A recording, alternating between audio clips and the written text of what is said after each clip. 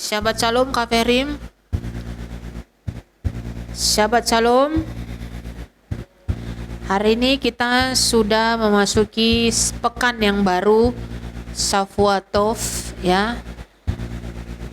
Mari kita buka kitab suci kita. Kita belajar dari satu kisah ya, seorang wanita atau seorang perempuan di mana perempuan ini akan dihukum mati ya, dihukum mati. Tapi Yeshua HaMashiach ya datang sebagai penyelamat. Mari kita buka Lukas 21. Kita buka dulu dari Lukas 21 ayat yang ke-32. Coba dibaca. Kalau dilihat itu judulnya di atas adalah otorit.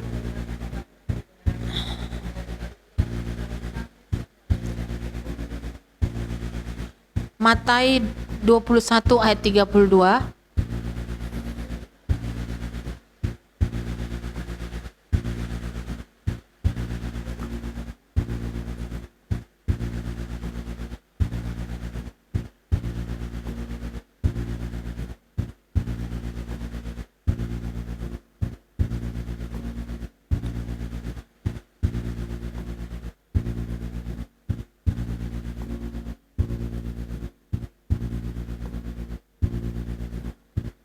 Coba dibaca.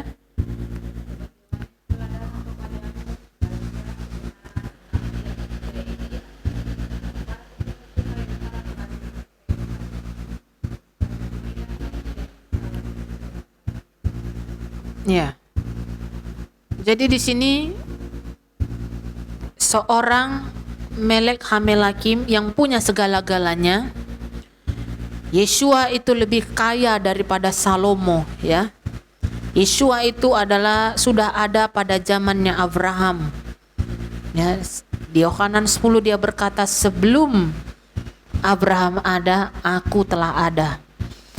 Dia disebut Melek Hagoyim, Melek Hamelakim. Ya, dia adalah raja atas juga orang Yehudi, Melek HaYehudim. Tetapi saudara yang dikasihi, sebab Yohanan telah datang kepadamu dalam jalan kebenaran, tetapi kamu tidak mempercayai. Namun para pemungut cukai, para pelacur percaya kepadanya, dan sekalipun melihat kamu tidak menyesal, lalu percaya kepadanya. Orang yang diterima dalam hidupnya, orang yang telah melakukan pelanggaran, orang yang melakukan kesalahan, dan oleh karena kasih anugerah kita diterima, acceptable, diterima kembali karena kita punya Adon Yeshua yang penuh belas kasihan. Pemungut cukai dan pelacur. Kalau di dalam dunia sekarang, pemungut cukai itu adalah orang-orang yang di kantor pajak, orang-orang yang bekerja di dunia pemerintahan, ya, yang syarat dengan keuangan, yang syarat dengan keuntungan. Ya, kalau bisa semua aku harus ambil. Bayangkan orang seperti itu pun diterima oleh Bapa Yahweh.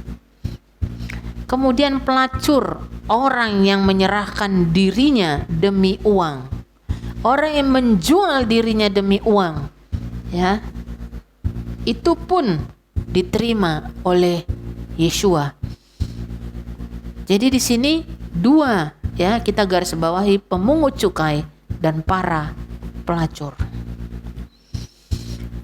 Kalau kita garis bawahi seorang pelacur, ya, di kisah yang lain ya, Yeshua ini menyelamatkan seorang pelacur ya yang akan dilempari batu ya sama para ahli Torah. Tetapi pada waktu itu Yeshua cuman bilang, siapa yang tidak bersalah silahkan melempari perempuan ini dengan batu. Nah, di situ ada orang Farisi, ya orang Farisi ini orang kaya, orang taat agama. Ada ahli Torah. Ahli Torah ini orang yang penuh dengan kepintaran dalam menelaah Torah. Di sana ada banyak orang-orang. Tetapi apa yang terjadi? Tidak ada satupun yang berani untuk melempari perempuan itu. Kenapa? Itu ada di Yohanan 8 ya. Kisahnya, kenapa mereka tidak melemparinya? Gak berani. Kenapa? Karena kedapatan juga gitu. Di situ ada orang Farisi, ahli kitab. Nah, perhatikan ayat 3. Jadi yang paling banyak nanti adalah ahli kitab, orang-orang Farisi. Membawa perempuan itu tertangkap basah dalam perzinahan. Ya. Lalu ayat 5 mereka katakan, Yohanan 8 ayat 5. Dan di dalam Torah Mose memberi perintah kepada kami agar wanita-wanita semacam ini dirajam. Lalu engkau hendak mengatakan apa? Adapun mereka mengatakan hal itu untuk mencobai dia, supaya mereka dapat mempersalahkannya. Tetapi sambil membungkuk, Yeshua menulis di tanah dengan jari-jarinya, seakan tidak memerdulikannya. Kira-kira apa yang ditulis Yeshua ya di tanah itu? Lalu dia, ketika mereka terus nanyain dia ya, dia berkata kepada mereka, siapa di antara kamu yang tidak berdosa, biarlah dia yang pertama melemparkan batu kepada wanita ini. Dalam terjemahan lain, siapa di antara kamu yang tidak melakukan kesalahan, biarlah dia yang pertama untuk melakukan.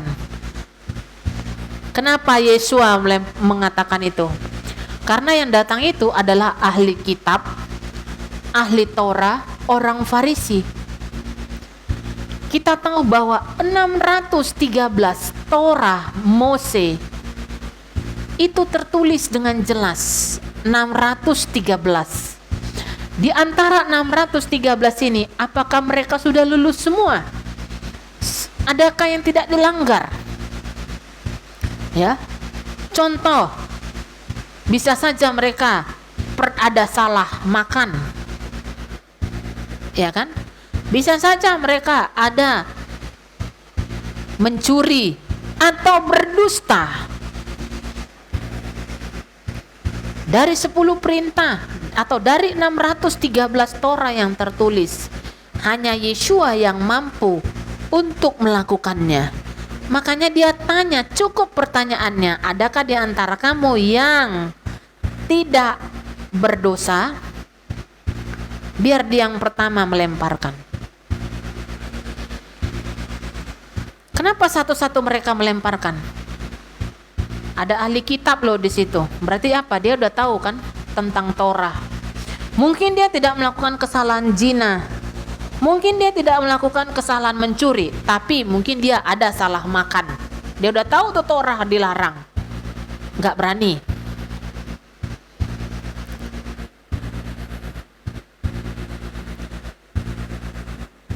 Lalu setelah mendengar dan karena ditemplak oleh hati nuraninya, mereka pergi satu persatu.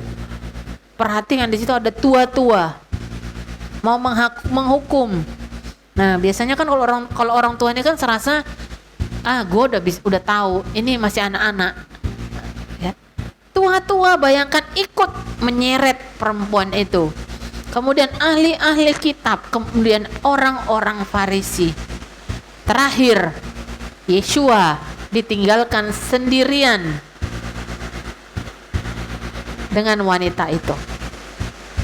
Jadi cara Roh Kudus bekerja itu tidak seperti cara dunia ya. Mungkin ada orang kalau di film kan, kalau orang datang mau menyerang perempuan, maka dia akan membela perempuan itu dengan apa? Dengan berbagai jurus, dengan berbagai kekuatan. Mungkin semua bisa dikalahkannya dengan dihajar. Ada pakai kungfu, pakai karate. Tapi Yeshua datang cuma dengan apa? Dia menulis di tanah.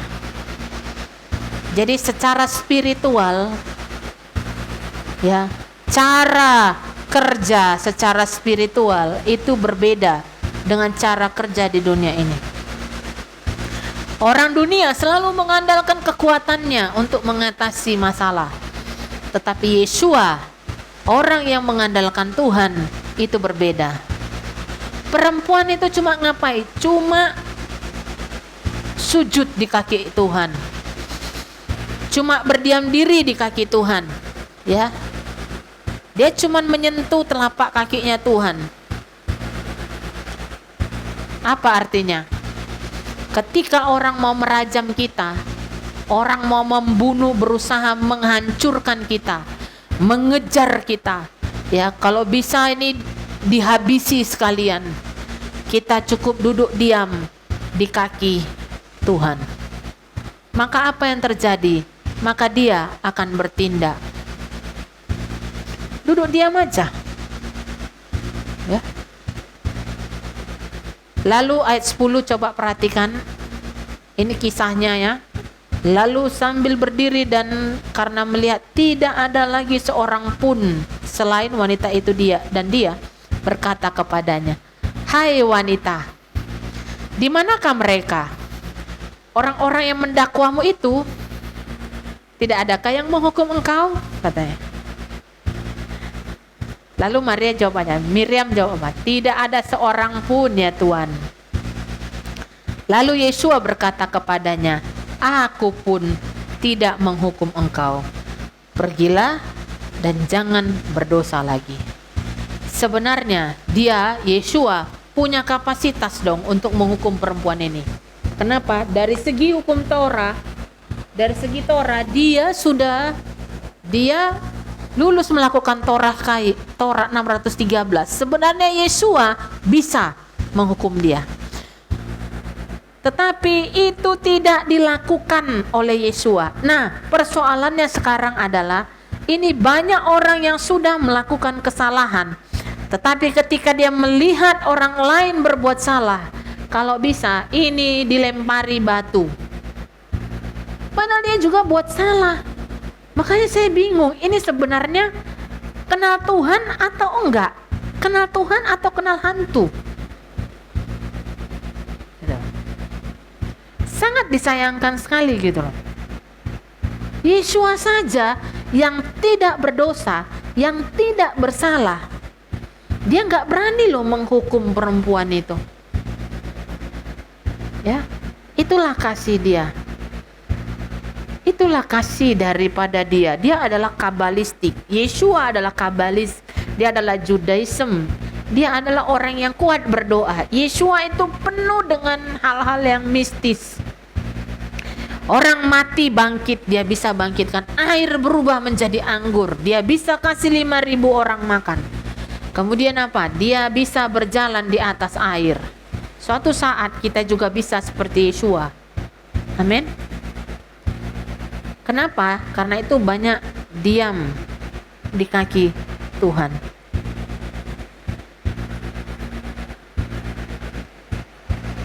Ya. Dan dia menyatakan dirinya super powernya Yeshua. Ayat 12. Yeshua adalah apa? Ori et olam. Dia adalah terang dunia. Kata terang di situ berbicara hal mistis. Kita datang, itu roh-roh kegelapan harus keluar karena kita percaya sama Yeshua. Kenapa orang lain tidak menghukum? Kenapa para ahli Torah tidak berani menghukum Miriam? Karena Yeshua adalah terang. Jadi silau kemilaunya Yeshua itu juga membuat para ahli-ahli Torah tidak tahan terhadap Adon Yeshua. Jadi ketika kita masih diberikan nafseka, nafas kehidupan, maka ini adalah kesempatan bagi kita untuk terus berusaha mengejar kedamaian, mengejar kebenaran.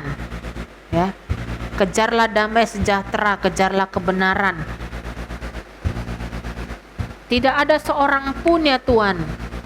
Lalu Yeshua berkata, aku pun tidak menghukum engkau.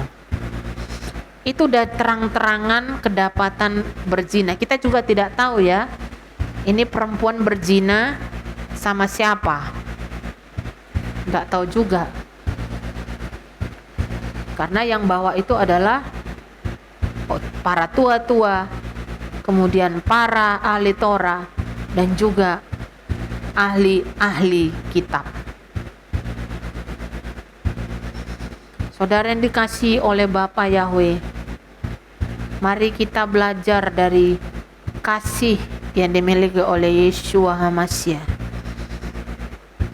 Dia adalah pribadi yang penuh belas kasihan. Apapun yang dilakukannya, dia penuh dengan hati nurani. Jadi kalau orang hati nuraninya sudah tumpul, mari banyak duduk diam di kaki Tuhan. Kenapa saudara? Karena Timotim berkata, orang yang kalau tidak punya belas kasihan lagi, kalau hati nuraninya sudah kandas, maka perlahan-lahan iman percayanya pun kandas. Kita disuruh berjaga-jaga saudara, karena Yeshua segera datang. Markus 8 ayat yang kedua. Inilah idol kita, inilah pribadi yang kita sembah.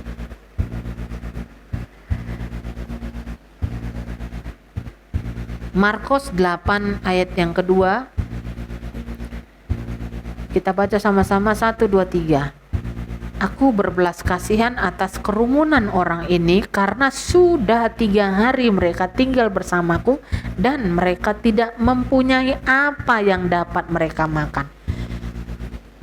Karena karismanya Yeshua, karena terang yang dimiliki Yeshua, manusia-manusia yang 4.000 orang ini gak berasa lapar, udah 3 hari gak makan. Memang kalau kita di dalam hadirat Bapa Yahweh, sungguh-sungguh dalam firman-Nya, kita bisa lupa untuk makan. Ya. Tetapi dia adalah Tuhan yang penuh belas kasihan.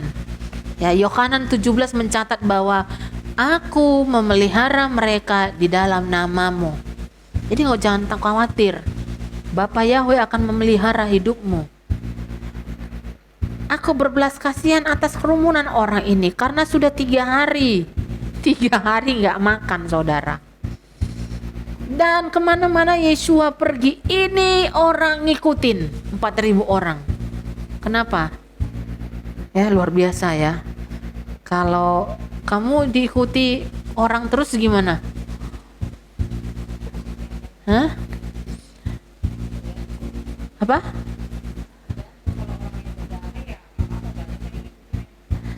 Ya. Ya kan?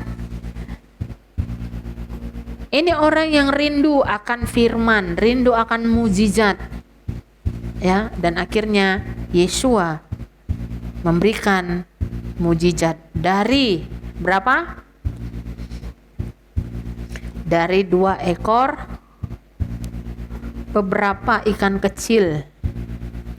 Ya, dan roti. Kalau kita tonton filmnya dalam Ibrani itu, Yeshua mengangkat roti tadi. Mengangkat roti tadi, lalu dia berkata, baru kata Yahweh Elohim melek olam. Apa doanya? Hamotzi lehem min haaretz. Makanya jangan apa ya? Ini adalah kalau kita komunion, ini sesuatu hal yang di alam supranatural, ini sesuatu hal yang mendatangkan mujizat bagi kita. Dan orang yang mendatangkan mujizat, kalau orang mau menerima mujizat, itu harus menjaga hatinya. Ya.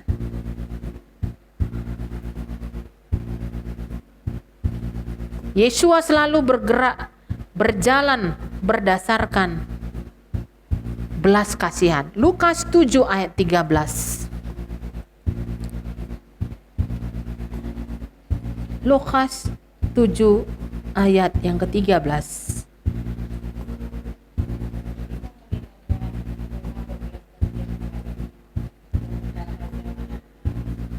Ya.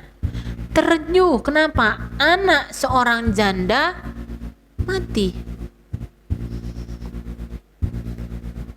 Tuhan berbelas kasihan. Elohim Rahamim. Ini Tuhan yang kepadanya kita beribadah. Bukan Tuhan yang penuh dengan kekerasan. Bukan Tuhan yang penuh dengan intimidasi. Tetapi bukan juga Tuhan yang penuduh. Kan gampang kan dia tadi kalau menuduh kan? Ketemu dengan pelacur itu, apa yang dilakukannya? Kalau mereka nggak melempar, sedikit pun tidak ada kata keluar dari, ditulis dalam kitab suci, Yesua mengatakan perempuan itu pelacur. Inilah Tuhan yang kepadanya kita beribadah. Tuhan yang penuh belas kasihan. Nah, kita penuh belas kasihan nggak sama sesama kita? Kalau dia sudah tercemar, ya nama baiknya hancur, tercoreng, kemana-mana nggak bisa diterima, kita puas nggak? Ya udah, hancur dia. Saudara yang dikasihi oleh Tuhan, itu bukan orang yang menyembah Elohim Yahweh. Itu bukan ciri-ciri orang yang menyembah Tuhan. Itu ciri-ciri orang yang datang beribadah hanya karena rutinitas. Itu ciri-ciri orang yang beribadah bukan karena mengasihi, bukan karena melihat Bapa, tetapi melihat manusia. Orang yang fokusnya manusia masih. Tetapi kalau kita, fokus kita, the center positive of energinya adalah Yesua, saya percaya kita bisa bergabung. Saya juga ada WA sama mereka. Sekali-kali undanglah ke persekutuan kalian yang baru. Ya. Karena saya tahu mereka menyembah Bapa Yahweh. Kalau menyembah Bapa Yahweh Yesua Mashiach, pasti ada hadirat, pasti ada kasih. Tapi kalau yang disembah itu adalah manusia, gak akan hadir Tuhan. Ya. Itu semua rutinitas. Kenapa? Karena Tuhan yang kita sembah jelas adalah Tuhan yang penuh belas kasihan. Bukan Tuhan yang tega, super tega, enggak. Bukan Tuhan yang mau menghukum, menghabisi orang, menghancurkan orang, bukan. Berpikir panjang, saudara. Kalau saya lakukan ini sama sesama saya, ini gimana ya? Makanya dari dulu juga kalau di kerjaan, saya nggak pernah nyerang manusianya. Kalau bisa sistemnya yang diserang, bukan manusianya. Kenapa? Karena Yesua berkata apa? Cerdiklah seperti ular. Tetapi ingat, di dalam kecerdikanmu, di dalam kepintaranmu, kelihayanmu, kita harus punya rasa tulus. Tuluslah seperti merpati, baru dia balance. Apa artinya? Cerdik menghadapi sistem yang ada di dunia. Ya, untuk apa? Untuk tetap menjadi saluran berkat bagi orang lain. Amin. Mari kita